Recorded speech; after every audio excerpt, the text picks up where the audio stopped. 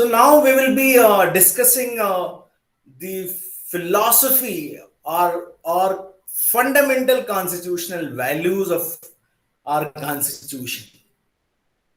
And if I have to tell you that the Indian values or constitutional values or its philosophy is being duly represented in the preamble of Indian Constitution. So if you are really interested to know what is the fundamental values, what are the philosophy of Indian Constitution, you have to read and refer the preamble, a beautiful wordings which you will like, you will feel inspired with each word stated in the Indian preamble.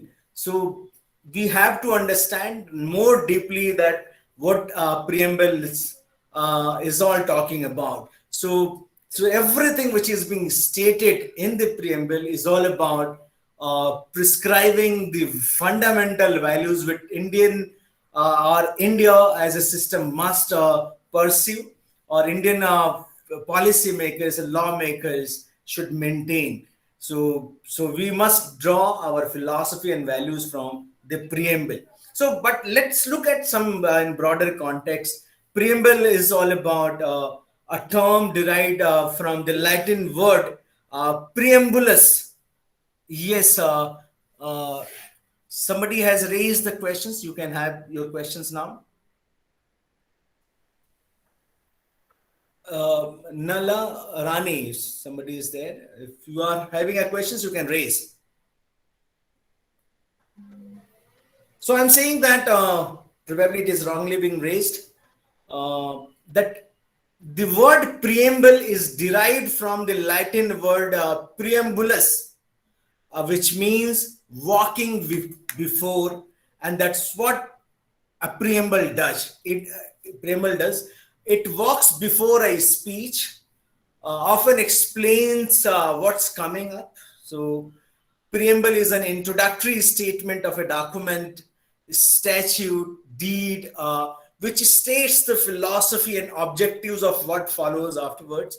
So, preamble is a preliminary introductory statement of the document.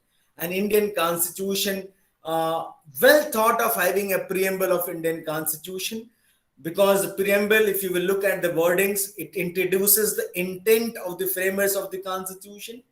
It also covers and articulate core values of our constitution.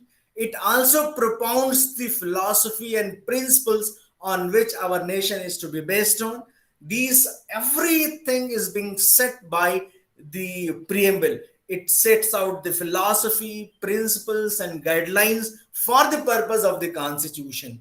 And if I'll be quoting that the Powell versus Criminal Park case, in that particular case, there was one judge called Lord Halsbury who stated that two propositions are quite clear. One, that a preamble may afford useful light as to what the statute is intends to reach, and another, that if an enactment in itself clear and unambiguous, no preamble can qualify or cut down the enactment. So this is what the importance is being shown by Lord Halsbury. The notion of preamble to Indian were led by Pandit Jawaharlal Nehru, the first Prime Minister of India. He proposed the preamble in the when the Constituent Assembly convened itself on December 13th, 1946. The proposals came up, but it was being passed duly on 22nd day of January 1947, and the date mentioned in the preamble when it was adopted is 26th of 1949. In fact, the preamble was being debated in the Constituent Assembly in greater detail on 17th of October 1949. It was finally adopted on 26th November 1949. So, preamble of the Indian Constitution cannot be enforceable by the court, because although a preamble can be helpful when the languages of the act is found ambiguous while interpreting the article. So the preamble is all about having the influence of creating some kind of check on the arbitrary exercise of the policy lawmakers. It is also being used as a source for interpreting the laws made by the parliament. So it has its own value of interpretation. It also talks about that where are the sources located. So the preamble, if I have to say that the preamble was enacted after the of the Constituent Assembly was inserted in the end to make sure that there is no discrepancy between the preamble and the other articles of the Constitution, unlike the United States where preamble was enacted first. So USA preamble was enacted first, and in our Constitution preamble was enacted afterwards. But there were a lot of things, lot of debates were being there while having a discussion on 1949, that how what shall we call India, and that one member said that India shall be named as Union of Indian Socialist Republic on the pattern of the USSR, the then Soviet Union, but it was being rejected. It was not, members were not being convinced while having this name. Another member sought to include in the name of God, for example, that we are starting our preamble, we the people of India, but that member contended that no, we shall start with in the name of God. Like, for example, that we shall be claiming that we are more religious country, and but this proposal was also being opposed by our own constitution maker. It was noted that it was unfortunate to put God on oath. One member believed that inclusion of God would mean that would amount to a compulsion of faith. Everybody should have a belief in God, and that the faith cannot be forced upon anybody, and therefore it will violate the fundamental rights to the freedom of faith. And therefore it was thought of that we will not be having in the name of God as a beginning line in our constitution, and therefore we thought of going with we the people of India. Another proposal was also being made that to include Gandhi's name in the preamble.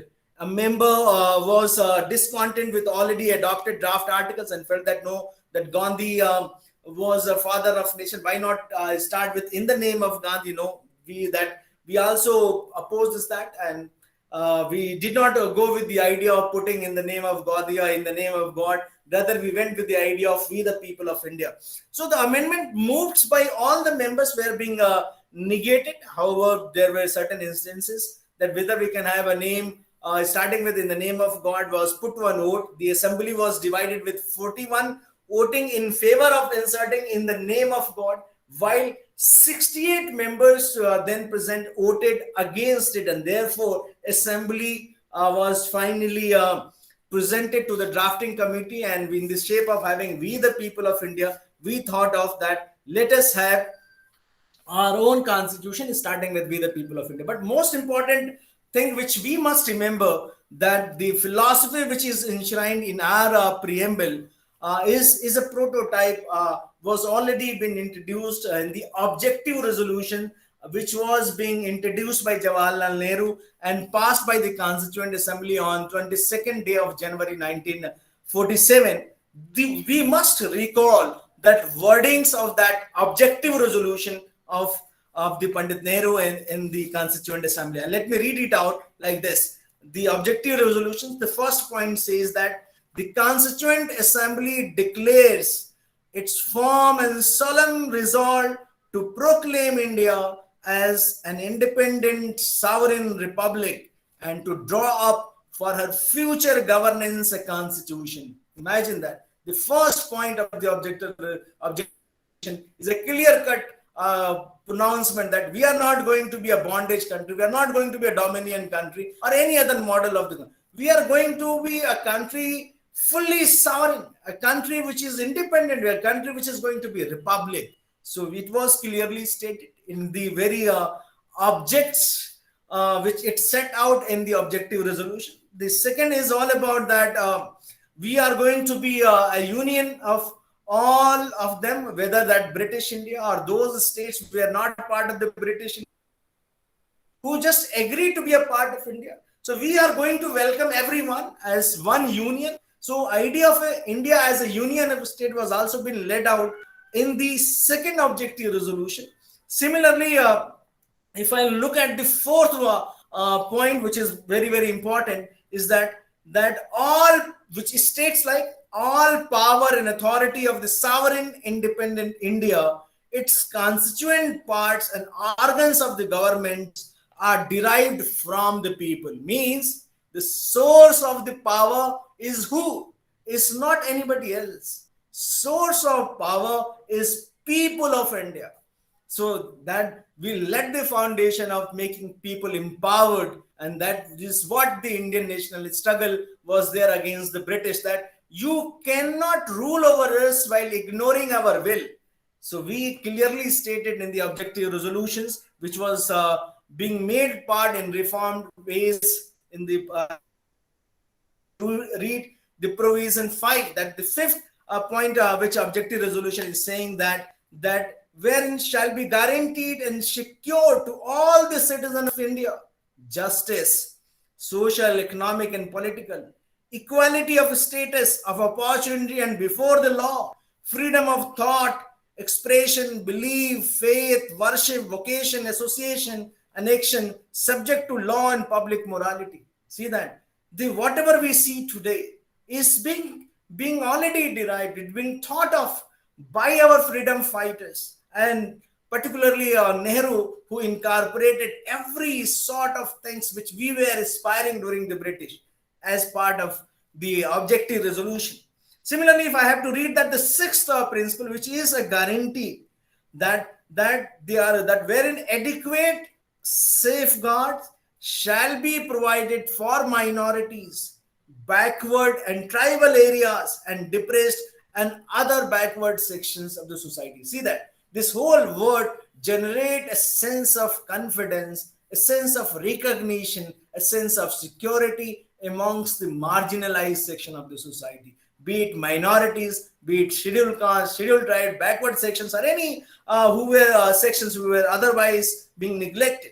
Similarly, the seventh point of the objective resolution is all about talking that wherein shall be maintained the integrity of the territory of the republic and its sovereignty, rights on land, sea, and air. So Indian will have whole rights on its land, sea, and air according to justice and the law of the civilized nation. See that we are claiming by it our own objective resolution, saying that we are not going against the international laws, but whatever be the laws, that must be civilized, and as per their norms we claim our sovereign rights over our land, our air base, and as well as sea. Similarly, and the eighth provision, which is also important, that the ancient land attain its rightful and honored place in the world and make its full and willing contribution to the promotion of world peace and the welfare of mankind. So we have stated that we are going to be a responsible state. We are not going to be a rogue state, a responsible state, a state which believes in law and order, a state which believes in mutual preservation, a state which believes in peace and security of everyone living on this planet. See the whole ideals and values propounded by the objective resolution. So for Jawaharlal Nehru, which in his own words, he said that this is not merely a resolution. It is something more than a resolution. In fact, it is a declaration, a firm resolve, a pledge, an undertaking for all of us as a declaration. So this is all about the preamble we thought of while making it as part of the Indian constitution. And when this preamble was ready, this preamble contains the word. Imagine, everybody loves it. I love it the most. The most loving part of the Indian constitution to me is, apart from fundamental rights and other provisions, is the preamble of the Indian constitution. See that, how it says.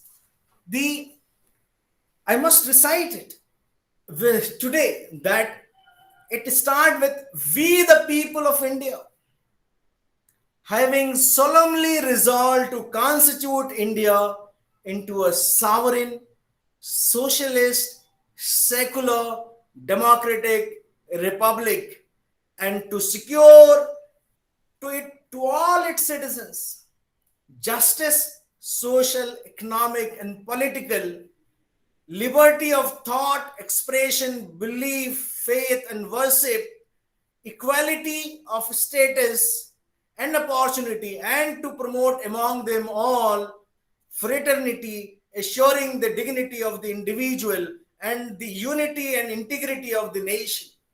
In our Constituent Assembly, this 26th day of November 1949, do hereby adopt, enact, and give to ourselves this Constitution. See that the beauty of each word and sentence talks a lot about the object, the values, the philosophies, the ethics behind our Constitution, and how rightly guided where our Constitution makes us. This draft of the preamble, minus three words like secular, like socialist, or like integrity, these three words were not there. It was introduced as part of the Indian Constitution in 1976 by means of 42nd Amendment. It was added to our Constitution. So, our Constitution is having a preamble with its own values and principles. So we have to look at that what this preamble is talking about and how this is being made part of the philosophy of our Constitution. See, for example, preamble affirms India to be the republic, democratic, secular, socialist republic. So we have already said that we are going to be a republic country. Republic means the head of the state shall be elected by the people of the country. Our head of the state will not be having hereditary positions. Neither he is going to be a monarch. We are going to have a president appointed for a certain period of time based on the will of the people of the country. That's why republic. The public is appointing their own head of the state, and therefore it is an important feature, important value of our system, Indian Constitution. Similarly, India is a democratic country. Democracy is all about what? So it's all about that. Democratic is demos. Demos means people, crazy means government. It is that preamble is talking about that we are going to create a kind of political system which is more direct, which represents the will of the people, and therefore we adopt democracy is of two kinds: direct democracy and indirect democracy. In direct democracy, people take part directly in the art of governance.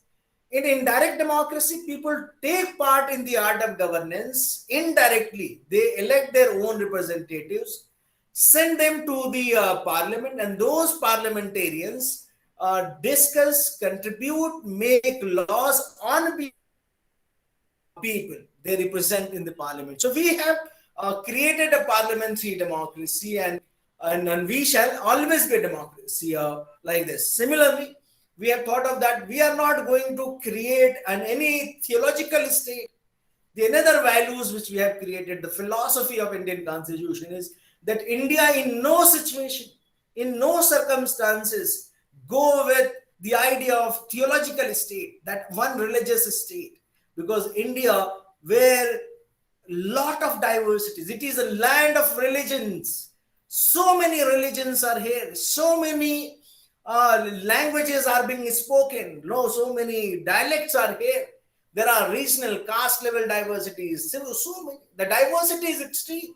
So to maintain a diversity, we cannot be giving preference of one faith over the others. We will be believing in equality of all religions, and therefore we claim that India will remain a secular state. Similarly, that we have thought of that India will be a socialist state. A socialist state means there shall not be any discrimination based on the status of the people.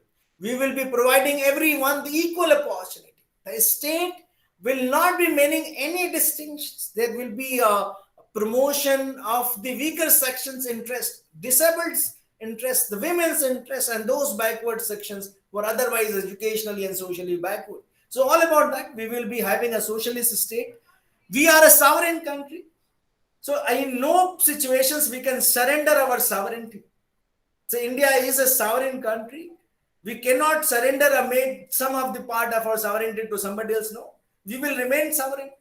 Sovereignty is all about a supreme power which is externally free to make its own laws and policy decisions and enter into a treaties, and internally sovereign to make any laws which shall be obeyed by the people of the country without any hedge. So India has adopted this whole idea of that socialist.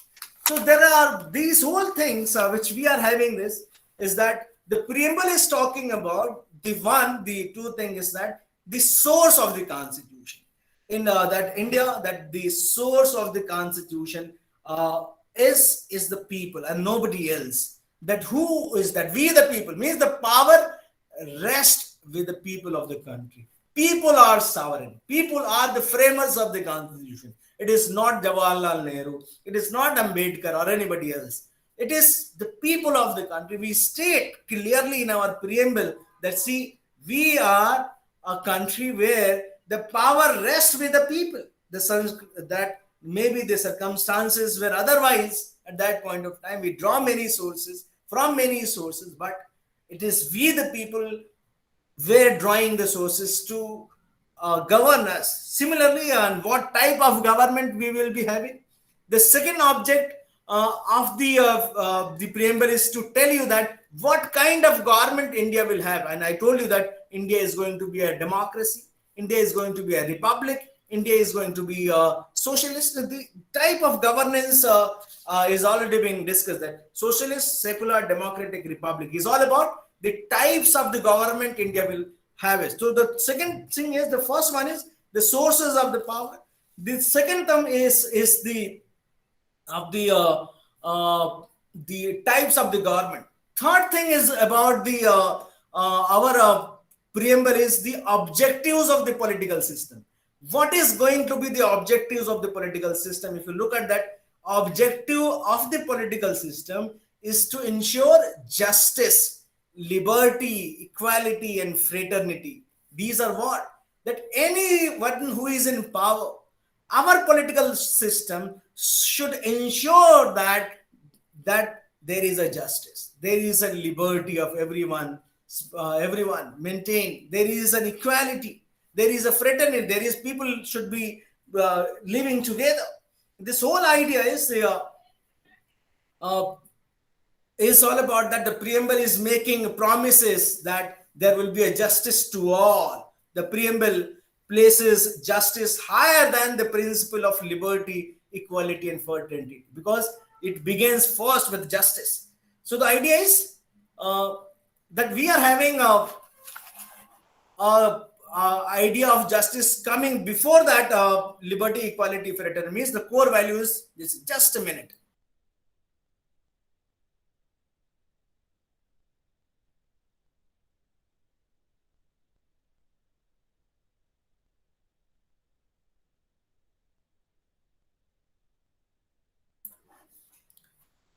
So the concept of justice in the preamble is indeed very wide. It is not confined to the narrow legal justice as administered by our courts in everyday life, but justice is defined elaborately as a social, economic, and political, again giving precedence to social and economic justice over the political. Social justice is all about that all citizens are treated equally, irrespective of their status in society as a result of accidental birth, or race, or caste, or religion, and sex. You may be from anyone, but the state will treat you equally. There is an economic justice which require that the rich and poor are treated alike, and that efforts are made to bridge the gap between rich and poor. Political justice is also about equal share to all citizens in the rights of participation in the political processes without any distinction of race, caste, creed, religion, or place of birth. This is all about the political justice it wants to ensure. It also ensures that the liberty in the preamble to our constitution does not mean merely an absence of restraint or domination. It is a positive concept of a right to liberty of thought, expression, belief, faith, and worship. The liberty of thought and expression, belief, and faith and worship is celebrated in the fundamental rights as part of our constitution. Similarly, there is a concept of equality embodied in our constitution is as part of the article 14 to 18. This has a legal, social, and political economic aspects as well. All citizens are equal before the law, enjoys equal protection of the law. There will be equality, that is a rule of law is all embodied in this whole principle. All citizens are equally entitled to enjoy the political rights to vote and participate in the process of governance without any distinction. There cannot be any discrimination between the person on another, between one person and another on ground of religion, race, caste, sex, place of birth, and the many more things of access to public places or public employment. These are the things which are being clearly stated as an object of the political system. And the fourth thing is that the date of adoption of enactment is being clearly stated. And I told you that the last part of the preamble, which clearly gives you the date as 26th day of November 1949, on which the Constituent Assembly adopted, enacted, and gave this constitution to the nation. So clearly that we know that we are having a constitution ready, and finally we that constitution came into force on 26th January 1950. In this connection, we had to have many discussions. There was a case. We must discuss some cases that in Indra versus Raj Narayan case in the Supreme Court in 1975 came up, which has its own concern on the term secularism. That term secularism was being explained by the Apex Court, which stated that secularism means that the state shall have no religion of its own, and all citizens of the state have the right or entitled to practice or profess any religion of their choice.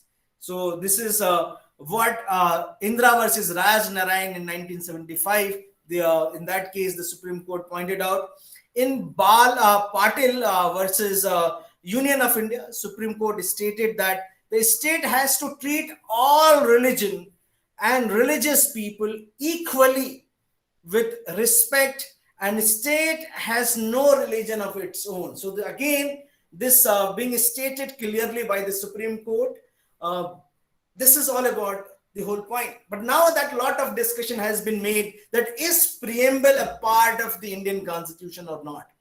When the Supreme Court was faced with the questions whether preamble is an integral part of the Constitution, they were having several judgment. They tried to answer these questions with greater discussion, with greater arguments. There, in that particular regard, one case came up in 1960 that is known as Beru Bari Union case. In that case, it was erroneously decided by the Supreme Court that the preamble is not a part of the Indian Constitution. So the Beru Bari case in 1960 is saying that it is not a part of the Constitution. But Keshwanand Bharti case came up in 1973, that Keshwanand Bharti versus state of Kerala, where for the first time 13-judge bench was constituted in the history of India in its original jurisdiction, hearing a writ petition. In this case, Supreme Court dismissed the previous judgment of the Beru Bari case and held that preamble is a part of the Indian Constitution. See that in 1960, Supreme Court is saying in Beru Bari case, preamble is not a part of the Constitution. In 1973, in Keshwanand Bharti case, it was clearly stated that preamble is an integral part of the Constitution, and that has also been repeated. This whole idea of Keshwanand Bharti case in S.R. Bommai case, which happened in the 90s. So finally, in 42nd amendment was being made in 1976. This amendment was enacted by Indian National Congress, and headed by then Mrs. Indira Gandhi. It is called upon. It is called that Constitution Act of 1976, and it is also being referred as 42nd Amendment Act. This act has made two important changes in the Indian preamble, and that first is it altered the whole characteristic of India. Is earlier that India was a sovereign democratic republic. Now this whole amendment added socialist and secular. Socialist democratic republic term. This term is being added. Similarly, that the term unity of nation was changed with unity and integrity of the nation by the 42nd Amendment, and this was being frozen. A rearrangement of the constituencies for election after every census. Then Dr. B.R. Ambedkar, who was the principal architect of the Indian Constitution, was against declaring India's social and economic structure in the Constitution. Though KT proposed an amendment attempting to declare India as a secular federal socialist, but he was not interested. He said that in Ambedkar's view, that the Constitution was merely a mechanism for proposing of regulating the work of the various organs of the state, what should be the policy of the state, how society should be organized in its social and economic aspects are matters which must be solely decided by the people of the country themselves. It should not be let down by the Constitution itself, because that is destroying the concept of the democracy altogether, and therefore the word secularism was not being mentioned at that point of time. Another questions came up, if that can preamble be amended. We have to look to the Article 368 of the Indian Constitution, which gives Parliament a power to amend the Constitution, and we have learned that the preamble is an integral part of the Constitution by the two judgment, Keshwanand Bharti case and the Bombay case. That the biggest question arises, that can preamble be amended under Article 368? This question was addressed in the legendary case called Keshwanand Bharti case 1973, where Supreme Court proposed that yes, it can be amended, but basic structure of the Constitution cannot be amended. So the Keshwanand Bharti case let down the principle of basic structure, and that basic structure is not being defined though, but many parts of the preambles and other things are being incorporated. So it's a common law doctrine that basic structure is a common law doctrine, that the sovereign state has certain characteristics that cannot be erased by its legislature, and therefore basic structure idea came up. However, that the Apex Code did not define the term basic structure, but listed a few principles like federalism, secularism, democracy as being part of the basic structure, like rule of law as well. So Supreme Court has not come in the power of the Parliament, but it says that yes, you can make and do anything and everything, but you cannot amend certain things which are very, very essential, fundamental in the Constitution of our country. So this is all about the philosophy of our Constitution. With this, we conclude our discussion on the first unit. If you have any questions, you can raise your hands and have a discussions.